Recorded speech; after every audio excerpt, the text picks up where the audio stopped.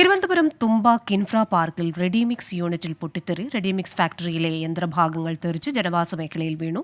ആർക്കും പരിക്കില്ല. വിവരങ്ങളുമായി തിരുവനന്തപുരത്ത് നിന്ന് ഷഫീദ് റാവുത്തർ ചേരുന്നു. ഷഫീദ്, വിവരങ്ങൾ. ഉച്ചയോടുകൂടിയാണ് ഈ അപകട സംഭവം ഉണ്ടായത്. തുമ്പ കിൻഫ്ര പാർക്കിലെ റെഡിമിക്സ് യൂണിറ്റിലാണ് പൊട്ടിത്തെറി ഉണ്ടായത്.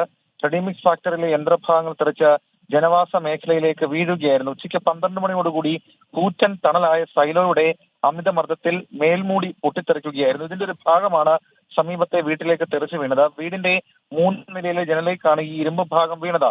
ജനൽ തകർത്ത് ഇത് താഴെ റോഡിലേക്ക് വീണു. റോഡിൽ ആളില്ലാത്തതിനാൽ വലിയ അപകടം ഒഴിവായി. ഏതായാലും ഇക്കാര്യത്തിൽ പ്രദേശവാസികൾക്ക് പ്രതിഷേധമുണ്ട്. സ്ഥലത്ത് പ്രദേശവാസികൾ പ്രതിഷേധിക്കുകയാണ്.